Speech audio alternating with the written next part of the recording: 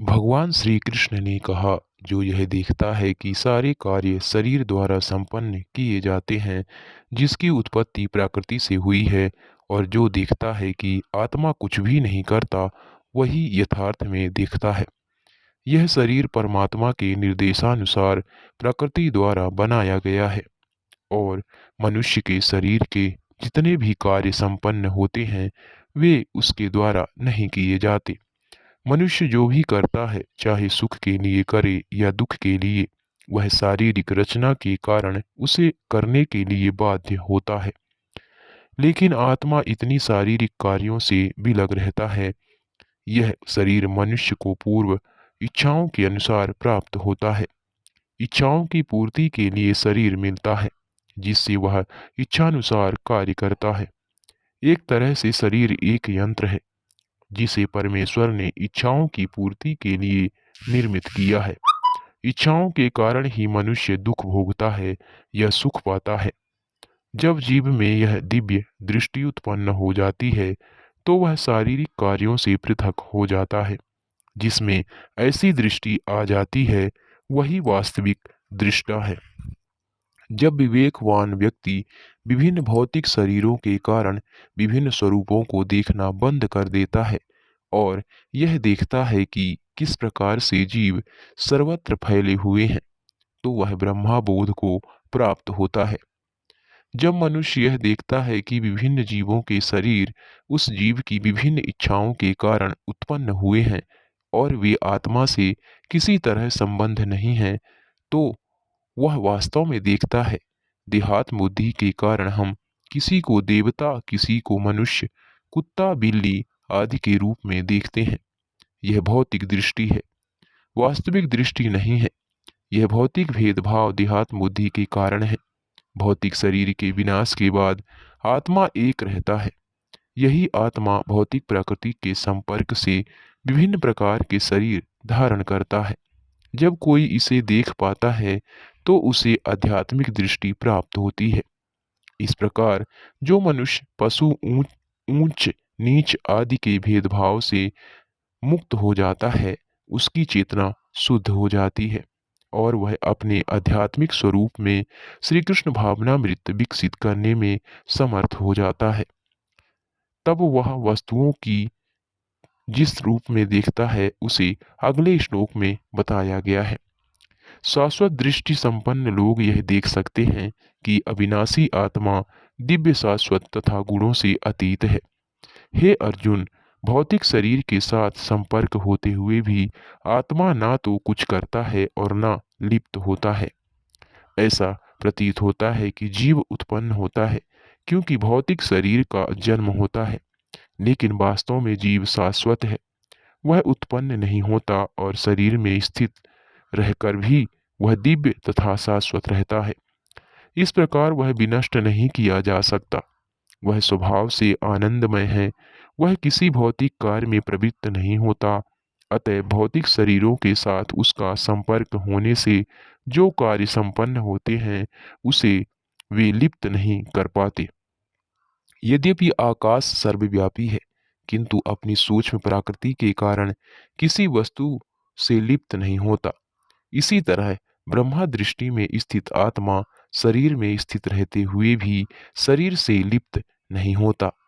वायु, जल, कीचड़, मल तथा अन्य वस्तुओं में प्रवेश करती है, फिर भी वह किसी वस्तु से लिप्त नहीं होती।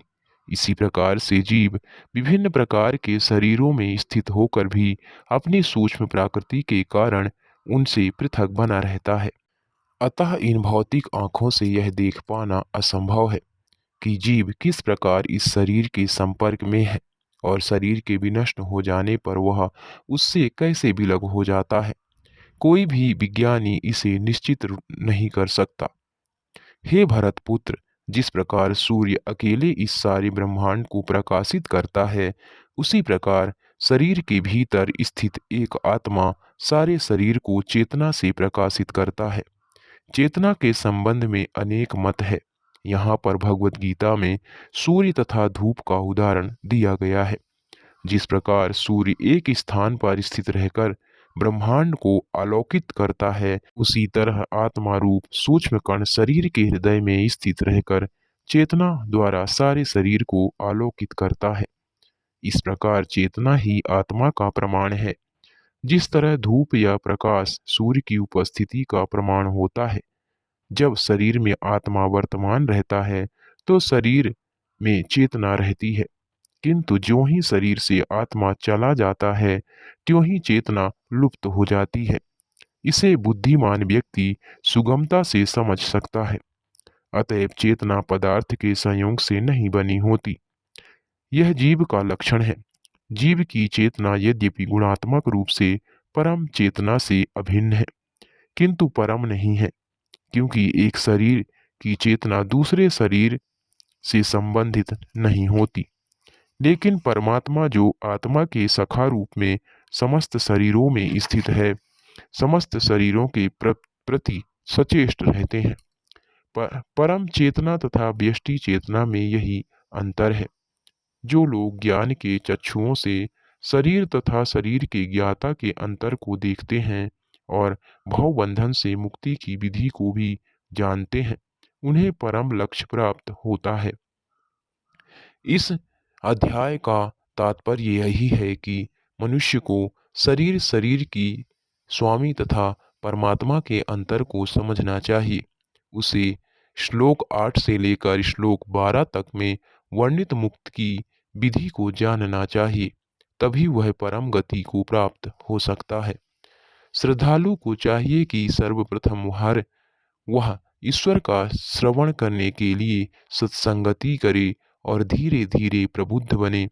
यदि गुरु स्वीकार कर लिया जाए तो पदार्थ तथा आत्मा के अंतर को समझा जा सकता है और वही अग्रिम आत्म साक्षात्कार के लिए शुभारंभ बन जाता है।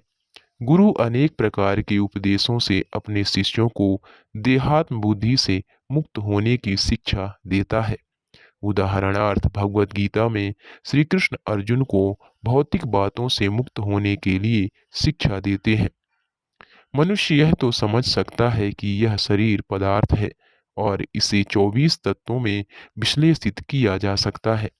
शरीर स्थूल अभिव्यक्ति है और मन तथा मनोवैज्ञानिक प्रभाव सूक्ष्म अभिव्यक्ति है। जीवन के लक्षण इन्हीं तत्वों की अंतःक्रिया है, किंतु इनसे भी ऊपर आत्मा और परमात्मा है। आत्मा तथा परमात्मा दो हैं। यह भौतिक जगत आत्मा तथा 24 तत्वों के संयोग से कार्यशील है, जो संपूर्ण भौतिक जगत की इस चरम रचना को आत्मा तथा तत्वों के संयोग से हुई मानता है और परमात्मा की स्थिति को भी देखता है। वही वैकुंठ लोक जाने का अधिकारी बन जाता है। ये बातें चिंतन तथा साक्षात्कार की है। मनुष्य को चाहिए कि गुरु की सहायता से इस अध्याय को भली भांति समझ ले। कृष्णा भक्तों, इसे अच्छे से ध्यान से सुनिएगा और जो भी थोड़ी छोटी मोटी गलती हुई होगी क्षमा कीजिएगा। और भगवान जी की बात बोली हुई हमने इसमें बोला है। अगर छोटी सी भी बात अच्छी लगी होगी आपको तो जीवन में उतारने की कोशिश कीजिएगा।